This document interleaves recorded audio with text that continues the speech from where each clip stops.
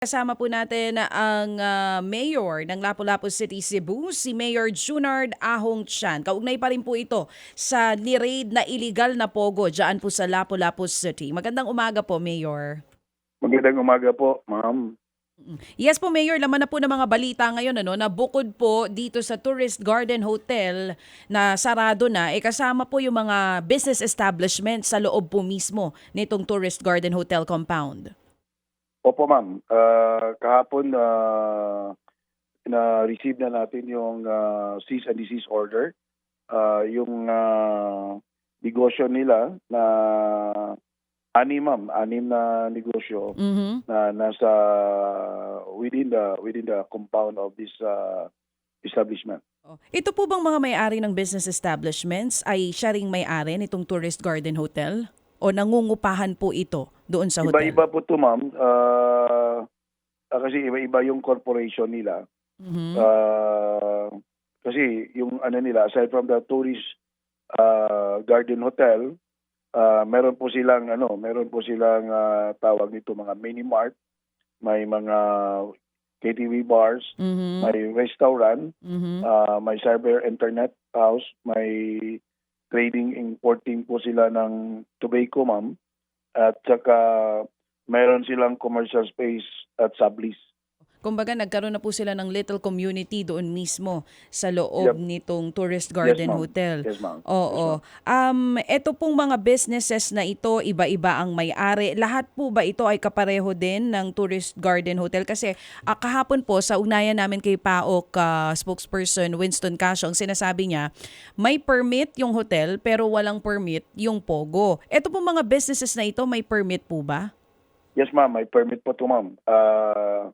This six business, ma'am, establishment may updated na business permit. This business was started in January 2023, 2019, before I became a mayor.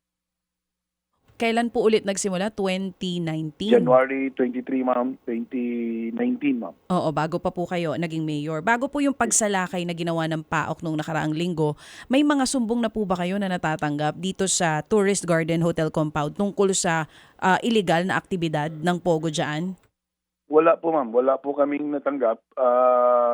Since I assume as a mayor in July 2019, kasi nagsimula to January, no? Mhm. Hindi pa ako mayor nito. Ah, itong business na to ng loob ng compound, they're doing legal, ma'am, because we're doing regular, no? Every time that they renew their business permit, meron naman tayong joint inspection team, kasama yung Bureau of Fire, yung City Health, yung BPLO natin, at saka yung Suning. So wala namang nakita doon, ma'am, na merong illegal na activities when I assume, no, as a mayor in 2019 hanggang sa 2024 na nagre-renew po sila. So not until yung sumbong ng Indonesian authority sa PAOK at yung pag-raid, doon nyo lang po nalaman talaga na may illegal na nangyayari dyan sa Tourist Garden Hotel. Opo, ma'am. Yun doon na Mm-mm. nalaman, ma'am, na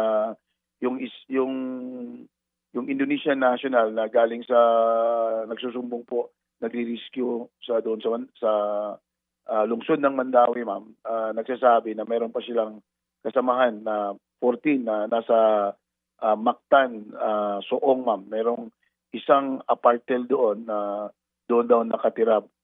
Pero naka-transfer sila sa ibang lugar. So parang naglipat-lipat, ma'am, yung mga Indonesian national. So doon nalaman na doon nag-check in doon sa Tourist Garden Hotel. Doon, Sige po, yes, tuloy niyo ma'am. po, Mayor. Doon po nakita, ma'am, na kasi meron silang mission order to rescue this Indonesian national, kasi hindi na bumalik doon sa lugar, no? Kasi yung NBI ng Mandawi, under po kami ng NBI Mandawi, yung jurisdiction nila sa Lapu-Lapu. So doon, nung pag-alam ng NBI Mandawi, yung head doon, sumulat siya sa central office kung ano ang gawin. So sabi, susulatan mo yung Indonesian Embassy, and then yung Indonesian Embassy nag-i-instruct na merong 8 Indonesian na hindi na bumabalik sa Indonesia, dapat ma-rescue to. So yun ang ginagawa ng Mandaue NBI, naghingi ng assistance from the PAOCC to help to rescue these 8 Indonesian national. And it found out na doon wala sila sa lugar yung sinabi, yung SY Apartel ng Suong Mactan, doon sila lumipat po, ma'am, sa Tourist Garden Hotel. Mayor, may buntag Mayor ha. Ito lang po, singit May lang po buntag. ako po. Sabi niyo po kay Chacha kanina, nag-i-inspection naman kayo dyan, taon-taon yan, ano, sa business permit, Yes, mga fire yes, sir. clear, etc. Pero walang nakita. Sabi Wala niyo. po nakita, Okay, Sir sige. Ted. Wala Opo, po sige. nakita na Walang merong nakita, mga- walang nakita sa Tourist Garden Hotel. Yes, Sir Ted. Wala po nakita. Opo. Kailan po yung sinasabi niyong inspection? It was inspected bago lang, Sir Ted. Merong inspection August 8 inspection na ginagawa doon sa loob, no? Kasi tiningnan kung ano yung nasa loob, yung mga areas nila. Kasi yung compound na po yung, Sir Ted, merong restaurant. Yes sir, may yes sir. CCTV, Opo, we know. You Yeah. mentioned that earlier. So, Yes. kasi po, sino ang nag-inspection, Mayor, na sinasabi niyo na, I'm sure The hindi kayo yan mismo, di ba? Mga tauhan niyo. Yes, po. Sino nag-inspection? Yung Joint Inspection Team with the Bureau of Fire, City Health, BPLO at saka OBO po. Okay. Sabi ho ninyo, anong petsa ng August? August 8 po. August 8. August 8. Sorry, Mayor, kasi ang report kahapon sa amin ng PAOK, ilang buwan sila na nag-casing dito bago nga sila sumalakay. At may sinasabi nga sila na the whole Tourist Garden Hotel, wala nang mga parokyano. Buo daw po ito ay inupahan na nito pong Pogo, itong scam hub na ito na operation. So, natataka ako kung nag-utos kayo sa mga tauhan nyo na mag-physical inspection doon, hindi nila namalayan ito? Hindi po, kasi nakita nila wala pong tao yung pinuntahan. In fact, it was a surprise po to kasi yung gate nila nakasarado. Nata-timing na naka-open, pumasok po sila. Yun po ang Sandali. Yun po ang Gate nila nakasarado, na timing, na open, pumasok sila, Open. ito nag-raid. Yes. Opo.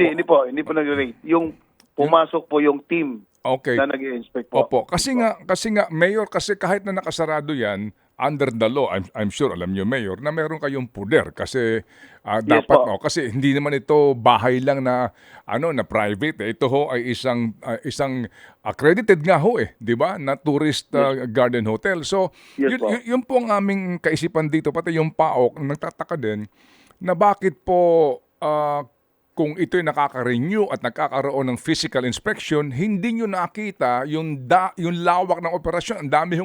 Ang dami po kasing doon sa visuals, talagang scam hub siya na pareho po ng Porac at saka ng Bamban. Ba't nyo hindi nakita ng mga tao nyo? Yun lang ang nakita nila, Sir Ted, no? Yun lang based on their report, no? We're relying on the report na Wala daw. Wala nakita, sabi wala ninyo. sila nakita. In fact, they have pictures. They have pictures na nagpasok sila. Okay. Yung mga lugar na pinapasukan nila. Okay, ganito. Ito hong pagsalakay ng PAOK, hindi tumimbre sa inyo, di ba? Hindi tumembre po, Sir Ted, because yung pakay nila is yung pagre-rescue. Yes, Nung, yes. Opo. Yes, sir. Opo. So hindi ba kayo nag-isip diyan, Mayor? Bakit? Sorry po, Mayor, hindi naman po hindi po, okay para po. nga po nandiyan kayo para sumagot. Parang binaypas kayo. Walang alam yung Mayor na mayroong major operation na gagawin sa kanyang lungsod, no? Tayo pong lahat na nagulat na lamang, uy, meron pala ditong scam hub. At pagkatapos kayo po coming in a little bit, sorry Mayor, late, issuing a cease and desist order para bagang nagulat na lang po kayo, Mayor, na meron palang Hindi ganito. po, Sir Ted. The fact, Mayor, po na hindi kayo tinimbrihan, ano pong inyong pakiramdam doon? Hindi po ibig sabihin na hindi nagtitimbre yung PAOCC, Sir Ted, no? Tumimbre po ang NBI sa atin. Okay. Tumimbre po yung NBI sa atin na Mayor, meron kaming i-rescue. Nung una, Sir Ted, yung sinabi ko sa'yo, Opo. yung Mactan, Soong. Kasi yun ang sinabi ng Indonesian National na doon po sila nakatira. Opo. Kasi in a number of days na nakikising sila po, Sir Ted, hindi po basta-basta na agad-agad kasi yung Indonesian National nasa hold ng NBI Mandaue. So ang tagal pa, Sir Ted, na nagpa-process na humingi pa ng sumulat pa doon sa Indonesian Embassy and then naghingi pa ng tulong ng PAOCC. So naabutan na yung sinabi nila nandoon yung mga tao sa SY in Barangay Mactan, wala na doon. At saka sinabi na nandoon na sa, alam ko yun, Sir Ted. Okay. Nakataon lang, Sir Ted, na it was Pasigarbo sa Subo na I'm part of the presentation of Pasigarbo ng Subo. But on the next day, I was there, Sir Ted, after, because it's too late na natapos yung Pasigarbo. Pupunta ako sa lugar and we inspect the entire area together with the PAOCC po, Sir Ted. Okay. Hindi po lang kahapon, Sir Ted. Opo. Anyway, I just sige want po. to clarify. Opo, sige po. So, Mayor, ang inyo pong cease and desist order ngayon, hindi lang dito sa Tourist Garden Hotel, lahat ng mga negosyo doon po sa area, no? Yes po, Sir Ted. Opo. Yes po. Yes po. So, anong implikasyon nito dito po sa negosyong ito? Cease and desist order, ano ho ito? Temporary lang ba? Kasi ngayon, Sir Ted, sa totoo lang, they're doing there's a due process, no? We give them a due process kasi yung PAOCC po, Sir Ted, kahapon lang po na lumabas yung search warrant for the said yung sa loob, no, kasi wala naman yung nila, yung mission is to rescue. And then we found out na merong pogo. So yun, nag-apply ng search warrant, no. Since they're doing illegal, Sir Ted. First, yung una nilang violation, yung human trafficking, Sir Ted, no. Opo. Yun ang ma-determine natin agad na human trafficking talaga. So since they're using this establishment as their front to make an illegal, Sir Ted, so we need to issued a cease and desist order. Opo. So meantime po, suspended muna ang kanila pong Wala pong operation. Operations, And okay. such time na matapos lang itong investigasyon po, Sir Ted. Opo. Itong si Zhao Lao, ang sinasabing owner nito, have you met this guy? Yes, Sir Ted. In fact, he donated when my first term in 2020. He donated computers and solar in islet sa barangay of the city of Lapu-Lapu. So, ano ho ang inyong pakakilala po dito? At siya ba ang isa sa mga may-ari o siya talaga ang may-ari ng buong complex? Siya po ang nag-uupa ng lugar, si Ted. Siya po nag-uupa yung the whole compound, siya po ang nag-uupa dyan. No? Nung pag naging mayor ko in 2019, there was an operation of Pogo in Mactan New Town, no? And then yung lahat ng mga trabahante doon po kakain sa kanila, doon po yun, restaurant. Parang it's the hub of Chinese, Sir Ted, kasi hindi naman marunong magsalita yung mga insect ng English, no? So yun lang pakilala ko kasi he's doing legal as a mayor. I mean, we welcome, Sir Ted, no? All investors that doing legal to our city. Yes, sir. Opo. Kasi nga po, kung itong si Zhao Lao, that time kasi, PAGCOR permitted yung mga POGO operation dito sa kanyang kumpanya. Wala pong PAGCOR operated. Wala pong binigay po. Permitted. Di ba kasi ang POGO, tama, di ba binanggit nyo, dati, nung kayo'y 2019 po na una naging mayor, Yes, hindi ho ba nagkaroon ng POGO operations dyan sa Cebu? Sa Mactan New Town po, Sir Ted. Okay, opo. Yes. At yung po kasi nga, yung mga POGO na yan, dapat dyan may permiso sa PAGCOR bilang regulator, di ba? Yes po, Sir Ted. So that time, itong si Zhao Lao, ang kanyang mga POGO operations, may PAGCOR permit. Hindi po sa kanya, Sir Ted. Hindi po sa kanya. Ibig sabihin ko, yung yung nag-ooperate dun sa Mactanyotan, hindi sa kanya yon. Okay. Yung customer niya, yung mga personnel ng Yung mga tao, yung mga tauhan personnel ng Pogo, doon sa kanya Yes, kumakain sa restaurant niya. Yes po, Sir Ted. Okay, sige. So ngayon itong si Zaulaw, gaano ho kayo kadalas magkita o magkausap dahil nga sa kaninyo legitimate businessman ito at nag-donate nga ng tulong sa inyong mga island barangays diyan, alam nga namang di tanggihan mo yung kung ang kilala mo sa kanya legitimate businessman. Yes, Sir Ted. Oo. Pag ano lang, Sir Ted, pag meron silang ibigay para sa city, meron silang parang part of their community service, Sir Ted, parang social responsibility. Yun lang, Sir Ted, pag meron, no? Opo. Sige po. So sa ngayon po, Mayor, ito bang si Zaulaw kasi siya ang supposed to be sa kanya itong Tourist Garden Hotel? Sa kanya po to, Sir Ted. Okay, sige. So paano po ngayon 'yan? Meron ba hong ugnayan si Zaulaw sa inyong opisina? Wala po. Okay, sige. Oo. May tanong si Sir, Chacha. Okay. Mayor, nasabi niyo po kanina si Zaulaw ay nangungupahan sa Tourist Garden Hotel. Hindi po siya yung may-ari nung mismo. Sino pong may-ari? It's a corporation, ma'am, no? Yun ang makuha natin sa DTI kung sino yung mga names ng corporation kasi yung matanggap natin dito sa city natin, yung pangalan lang ng with attachment. I will get the names of the corporation, Oo. sino yung mga corporators. Kung kayo po ay nag-assume ng pagka-mayor noong 2019, kailan po nagsimula na mag-lease itong si Zaulaw dyan po sa Tourist Garden Hotel? Kailan po Nagsimula po na mag-lease po itong si Zaulaw doon sa Tourist Garden Hotel? as per record, ma'am, no? Basta yung record namin lang, ma'am, yung namin, hindi ko alam yung kailan yung nag-lease siya sa may-ari, no? Yung pag-apply lang niya ng permit is January 23, 2019.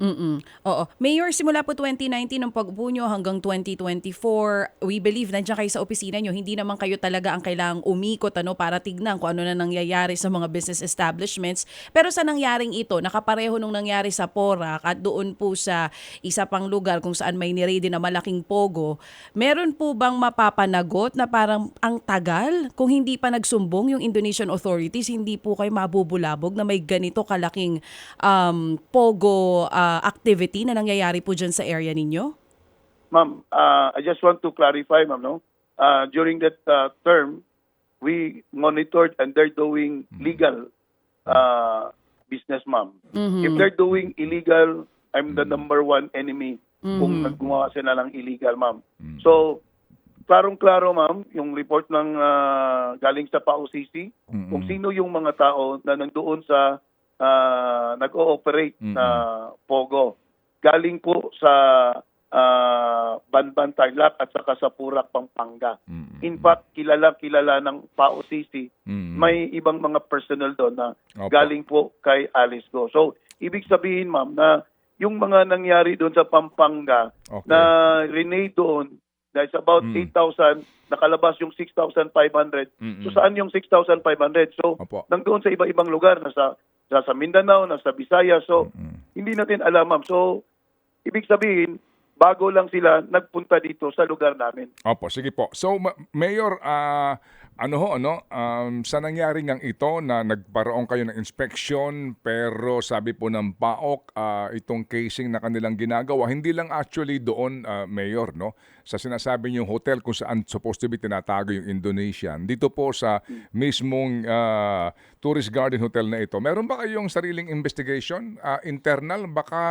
Baka naman, Mayor, may alam ang mga tauhan nyo, pero hindi lang kayo sinabihan. Alam nyo na, baka po kayo dito'y nalusutan, Mayor. Ito, Sir Ted, kasi sa sinabi ko, meron tayong joint local inspection team with the business. Yun ang pinatawag ko kasi they need to report me o meron yung mga suspicious na area. Aside from that, meron akong order from our PNP to make profiling in every barangay kasi pag alam natin, Sir Ted, yung pumutok doon. So dapat i-ano natin, i-profile natin. After the SONA of the President, I made an announcement, Sir Okay, Ted. opo. It's very clear, no? Mhm. Na there was no POGO in Lapu-Lapu kasi I never issued any POGO permit. Yes, no? opo, opo, So, opo. yun lang, Sir Ted, na meron kaming mga suspetsya ngayon na based on the report of our team na meron. So, siguro, as I said, hindi lang ito, Sir Ted, ito is about mga 170, 6,500. Baka meron pang ibang 10 grupo dito na nandito pa sa lugar namin. So, Okay. yun. Opo, We opo. need the assistance from the DOJ to have a composite, Sir Ted, no? Kasi paano yun, yung local government at saka yung police, wala naman yung capability to determine na it's POGO to o hindi. So, dapat merong composite team together with PAOCC, with immigration, with AYACAP, no? IGM. Opo, okay. with Pero everybody. Mayor kasi alam niyo ang concern nitong mga PAOK, kaya sila discreet sa kanilang galaw kasi nga kapag may mga leaks sa information, nauunahan sila, no? So dito nga po, balikan ko lang yung tanong ko po doon sa inyong mga Yes po. tauhan na Mayor. As in you trust your people na hindi kayo dito, hindi itinago sa inyo ito nung sila mag-inspeksyon kasi nga kung sabi ng report ng inyong team, wala silang nakita. And then ito pong lumantad ngayon na visuals nito pong raid na ginawa diyan sa Naturang Hotel. Yung nga, wala kayong duda sa integridad ng inyong composite team. Yun, we conducted a separate investigation to the team, Sir Ted, no? Na bakit wala silang nakita, ano pa nangyayari. So, yun ang we go deeper on that, Sir Ted. Okay, sige. So, ano ho yan? Kasi maaari bang sabihin na after issuing this cease and desist order, meron na ho kayong issuance po para sa internal investigation o ngayon nyo lang sinasabi to? Hindi, meron na po, Sir Ted. After pumutok yun, Okay. pinatawag na natin yung team. Okay. Sige po. Sige. So, sir, sa ngayon, may panawagan po mismo si Presidente, ha? Opo. At maging ang DILG na sa lahat ng mga LGUs maging mapagbantay. Ano po? At dito nga po, sa pangyayaring ito, I'm sure, na ito inyong ikinagulat at siguro po maaari sabihin natin na parang ano ba ang naging inyong pakiramdam dito nung ito'y maibalita na and all of a sudden kami po tumatawag na sa inyo para kayo makapanayam. Yeah. Ito, Sir Ted, now that we know that some of the personnel na arrested ngayon is galing for Tarlac and Pampanga, Sir Ted, no? So, yun lang, we not only na ngayon lang kami nag-react, kundi naggagawa na yung PNP namin for profiling, no? Opo, And ito kasi sa tinanong mo na kanina na yung mga team ko, yung nagkanda kami ng investigation, kaya nagsasabi ko sa kanila, ano ba yung ini-inspect nyo na hindi may kaduda-duda kayo na gumagawa ng katulad ng ganito. Opo. Sige So po. yun lang.